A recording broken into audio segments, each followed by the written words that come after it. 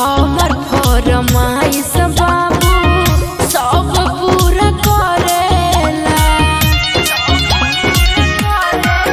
भले सब जाति तोहरा के छोड़ दी, लेकिन भोर जी के लइका तोहे छोड़ दी। ऐसे जानी करा बाबू, कुछ दिन के बाद हो बुझाए लागी। भोर जी के लइकन के लागी जाई मोहर, करे जाहो सोहर गवाए लागी।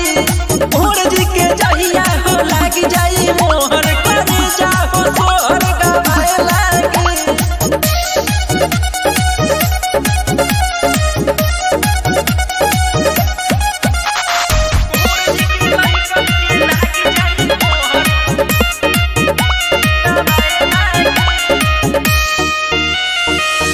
अंकित पवन राइटर सुन पर से हो लागी जब झटका हमा देख से हो।